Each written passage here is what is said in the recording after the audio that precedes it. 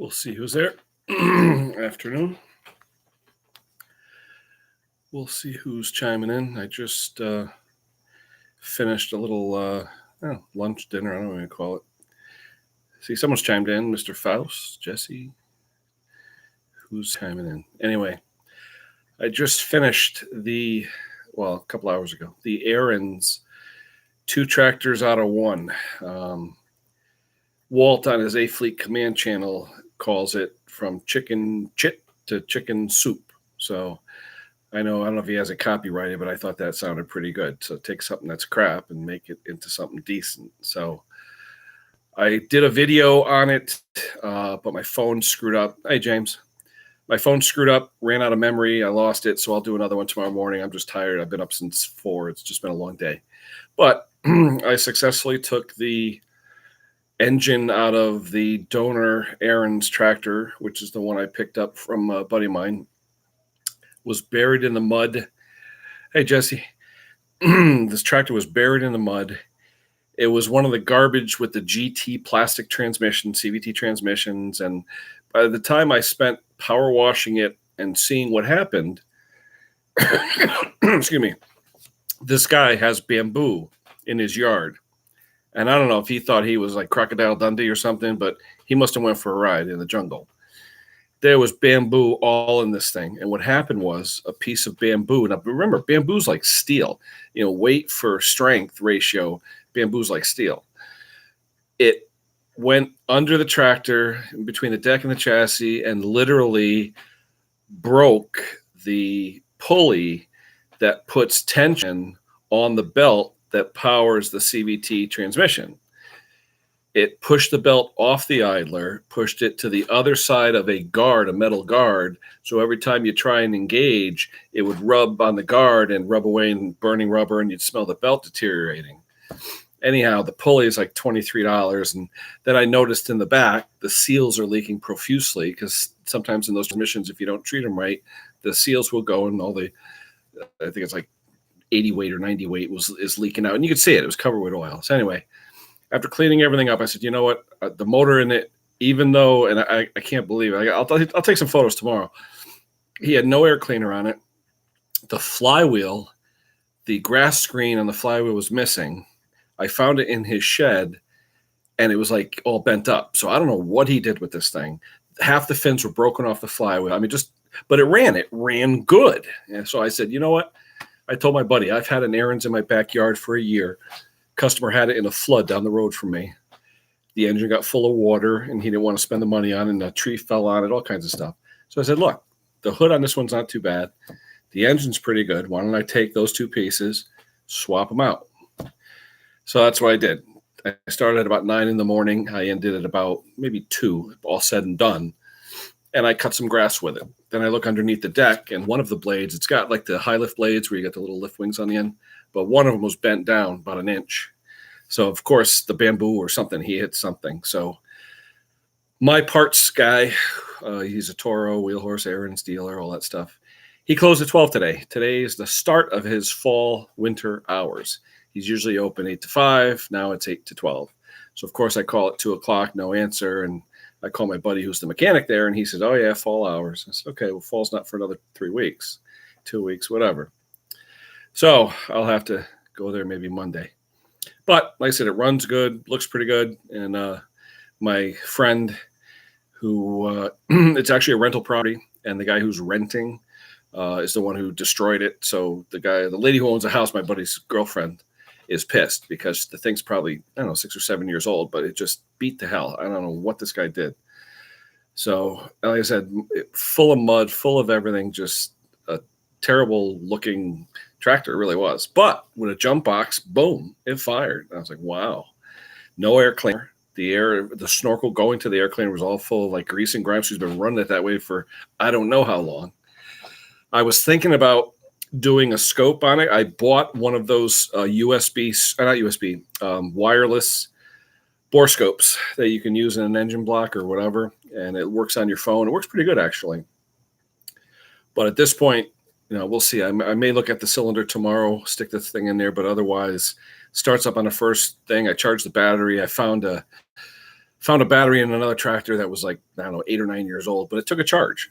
I charged it all day, and it actually runs and is taking a charge. And I bought one of those battery testers that I saw online. A couple of guys, Zippo Varga, and a couple other people bought it. It's like a $30 or $40 charger, but it's really nice. All microprocessor, tells you if the battery's good, if alternating is good, charging, all that stuff. So another info for another video. But anyway, rode that around a little bit, and then I looked at the herd in the back, and some of these things aren't being run. I ran my snapper. I always do that. Did that yesterday at my house and Mom's house, but the John Deere STX 38 is getting lonely. Haven't used it in a few weeks. When it gets to be fall, I start to use the snapper. It's got the high lift. It picks everything up, puts it in the big, huge bushel bagger in the back. So I like it just to keep it clean. That way when it's wet out, you're not tracking grass clippings through the house. But the STX getting lonely, so I said, let me fire her up. So I fired her up. What a mistake. I turned on the deck. There was like a black hefty trash bag or something close to the deck, and I didn't know it because it was covered with weeds. All of a sudden here, it shut the engine off.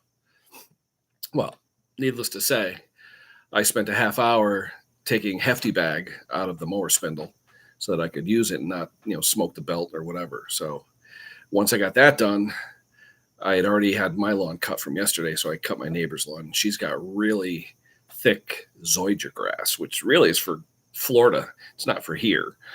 It's brown 8 months out of the year. It's only green for about 4 months, like June, July, May, June, July, August, pretty much. And it's turning brown now. Thick stuff like carpet. No weeds because the sun doesn't go through it. It's literally like carpet. It bogs down this deck a little bit because the guy didn't cut it in over a week, so it's pretty thick. But anyway, did the job, I cut it for him. He's got a special needs kid, and all that stuff, divorced couple. But anyway, nice people. So I did that for him. So I went online. I looked for those blades for the errands. And, of course, Amazon and everyone tells me, I can have it for you next, Wednesday, Thursday, something like that. I'm going to go to the dealer on Monday. My dealer gives me a decent discount and stuff. So I try and keep the mom and pops busy. The mom and pop dealers, I can't do without them.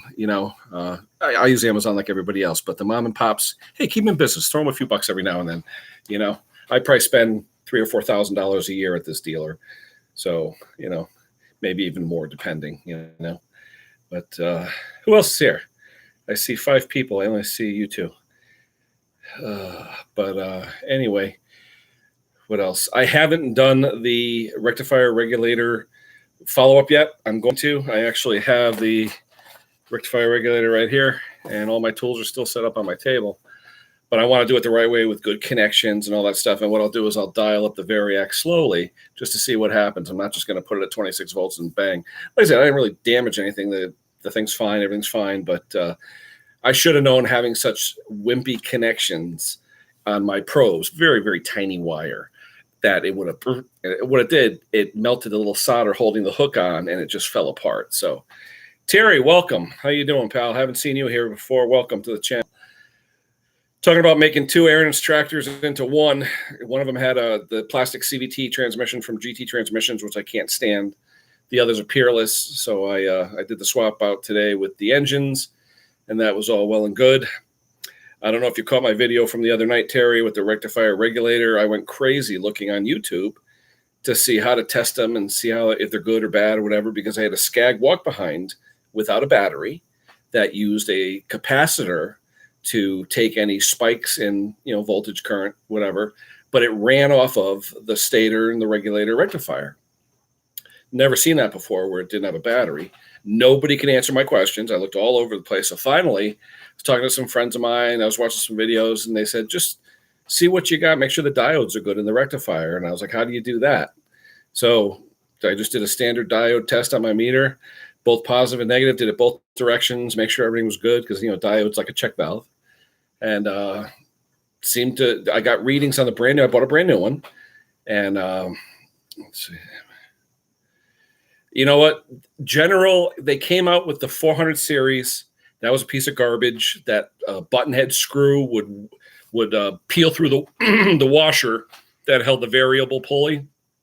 They had a recall, actually, but by the time they recalled it, most of them were out of warranty, so they didn't honor it. I fixed one of those. I actually had my buddy Rich weld on a 3/8 16 set screw and place it at M4 with tiny screw, and we put a lock nut on it, worked perfect. Then the shifter on that went back, forth, reverse, the spot welds on the shifter crossarm snapped because it's just garbage the way it was made. And this was on a John Deere D105. If you go back, you'll see my videos, John Deere D105. Anyway, I got it going. But a lot of times on the older 400 series, pure garbage. What are we talking about, Matt? John Deere?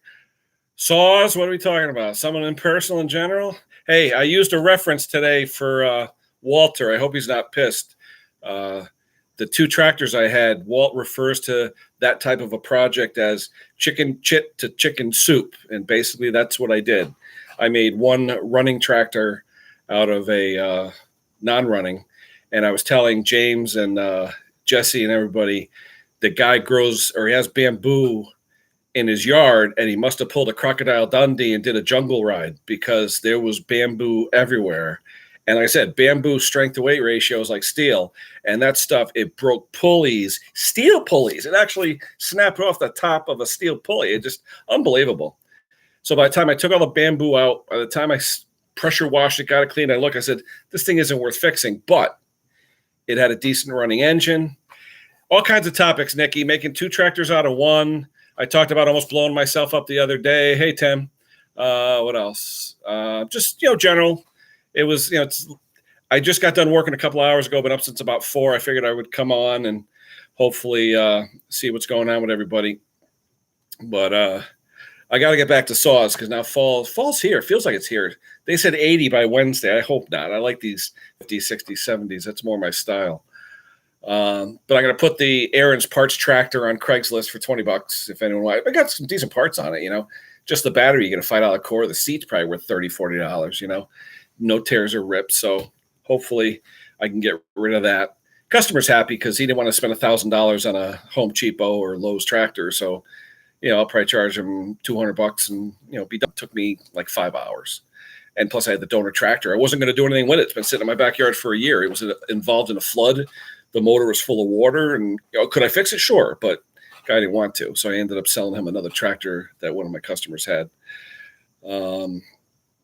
But what else? Football season started. I don't know who's a football fan, but even though I live in Connecticut, go Packers. I'm a Packers guy. Love Aaron Rodgers and the Packers. Always have. When I was a kid, I loved the colors, the green and the yellow. I'm still a Packers fan. Don't ask me why I live in Connecticut. But don't ask me about the Patriots. I can't stand the Patriots. That's just me. They figure I live in Connecticut. I should be Yankees, Patriots fans. I can't stand either of them. Anyway, what else? Yeah, it is nice. Beautiful day today. Actually, it got probably when the sun was out, probably got close to 80, but nice breezes and stuff. It was pretty cool. But yeah, Thursday. It was a decent game. Don't get me wrong, James, because you're right there. You're in the heart of it. But kind of snoozeville. You know what I mean? It wasn't too, he got sacked. A bunch. And the other guy got sacked too. But the only thing that's different about this year was ever since the thing with the Saints and the Super Bowl, now they can call anything. They can call, if they don't like the way the guy was looking at another guy, throw a flag. So, they should have done it for the Super Bowl so the Saints could justifiably have their trophy. But now, everything. Falcons are okay. That's your team. That's good. They always do well. But I'm curious to see which coaches are going to start throwing flags for stupid crap. Don't get me wrong. The Super Bowl, that should have been a penalty. That guy basically, airborne, and the guy got decked, and it would have been the winning touchdown.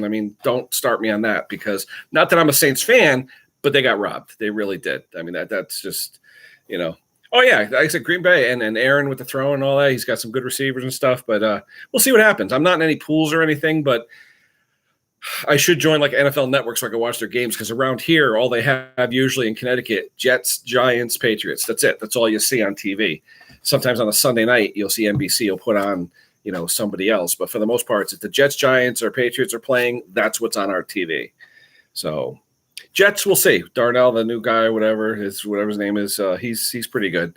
See what happens. Giants, they go back to their Eli and all that, whatever. No big deal. We're out chain break on what, Nikki?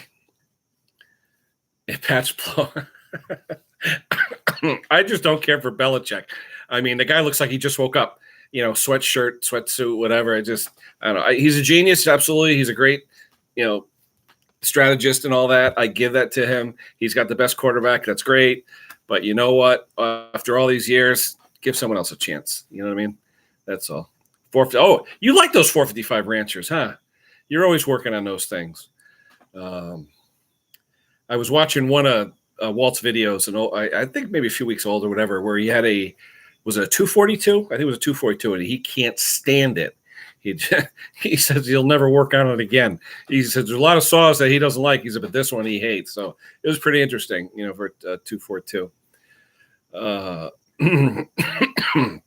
Well, same one you've been working on?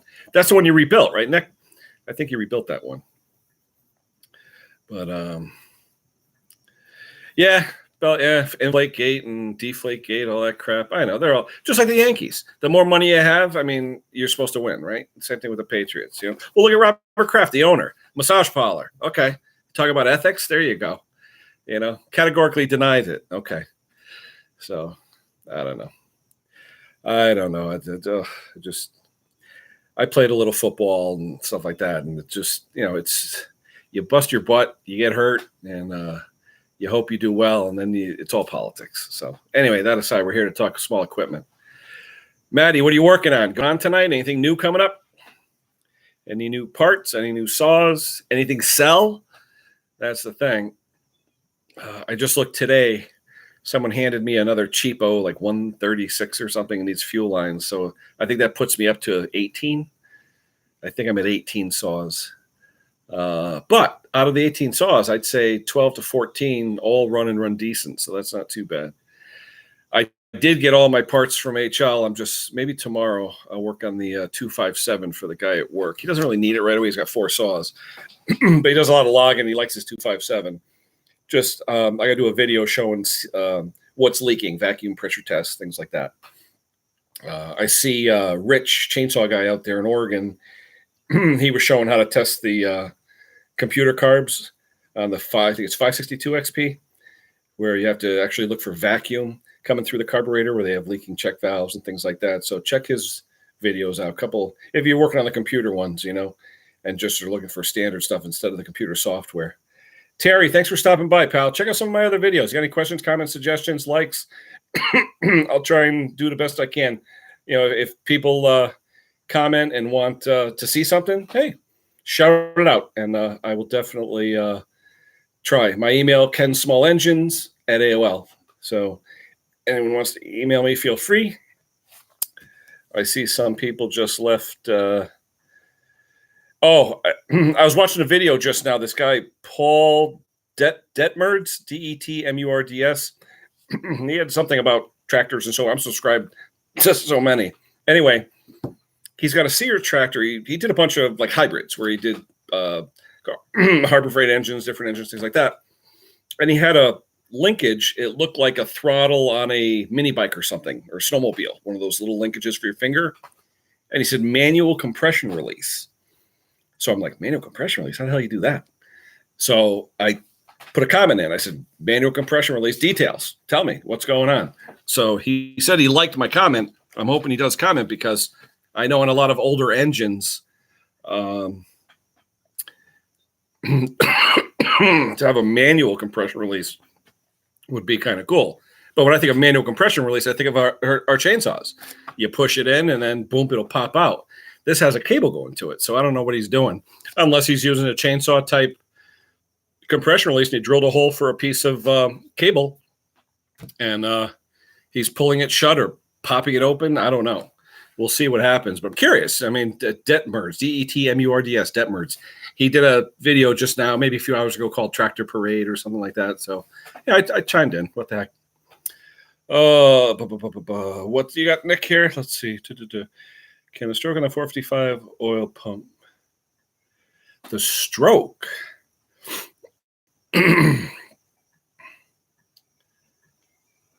How's the 455 constructed? It's not a rotating flat on a shaft that just goes bing, bing, bing. I mean, stroke, I would think you increase the depth of the slot in the shaft so more oil fills up and pushes through. I mean, I don't know. Interesting. Which ramp? Do a video, Matt. Not too familiar with that oil pump.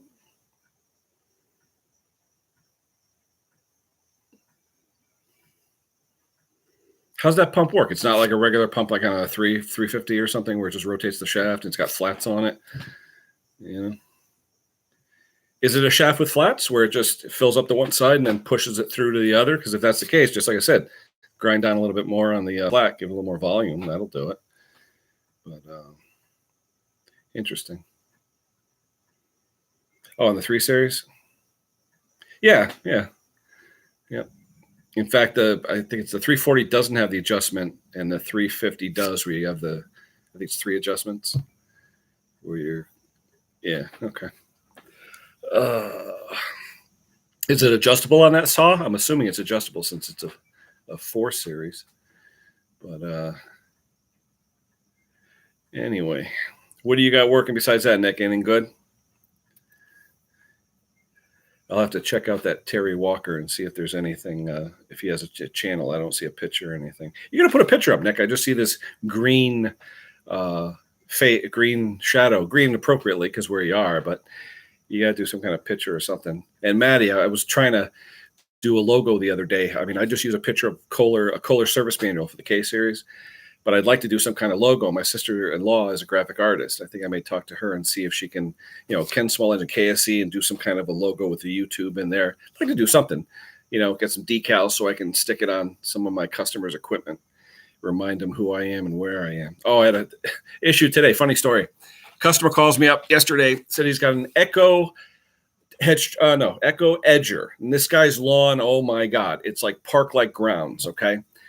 Keeps his equipment beautiful. He's got an X300 Deer. I mean, just keeps it's a park. I mean, you go in there, it's like a botanical garden. His lawn is perfect. You drive by any day, he's out there picking weeds. I mean, it's phenomenal. Anyway, beautiful guy, nice area of town, just like him. He calls me up and he says, I think I stripped out the shaft for my edger blade. I'm trying to put an edger blade on, won't go on. It's like it's stripped. Okay. So I go online, I look at it. I think it was a PE200 or something like that. So I look at just the shaft. If the shaft is stripped, it's hardened, fine thread, metric. The shaft's $100. The whole head, reduction head, is about $150. Cheaper to buy a whole head. But then what I've done in the past, and some people have done this too, it's a left-handed thread. Okay, so you're not just going to go to the hardware store and find metric left-hand thread. I think it's an M12, I think it is, if I'm not mistaken. Anyway, what I've done in the past is I've taken the new nut, taken a wheel, and sliced the nut in half with a very, very thin Dremel wheel, cutoff wheel. Then I put it on, the thread is about an inch long, so I put it on the bottom of the thread where the thread's good, put it together, put a deep socket over it so it's nice and tight in the socket, and use that as a die, and then untwist or twist, righty tighty, lefty loosey. It's the other way with a left-hand thread.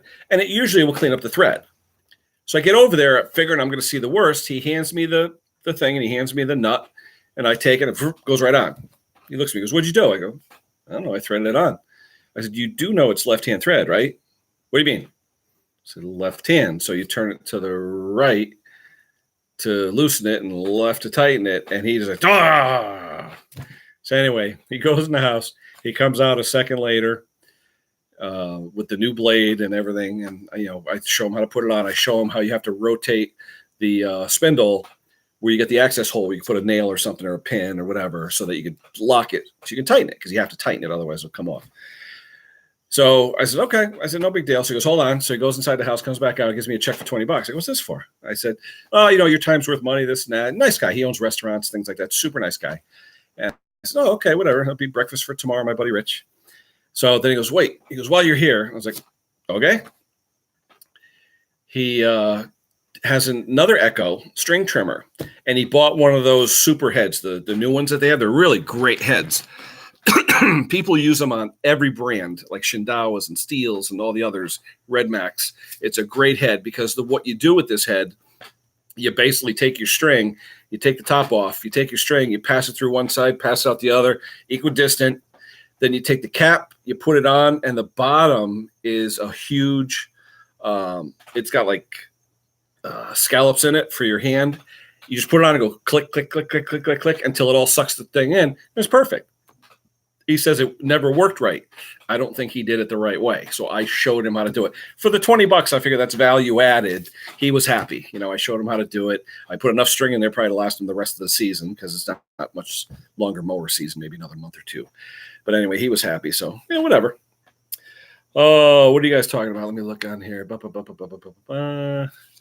Holy cow. You guys are talking up a storm here. I got to catch up. Hold on. Let's see where you are. Nothing sold.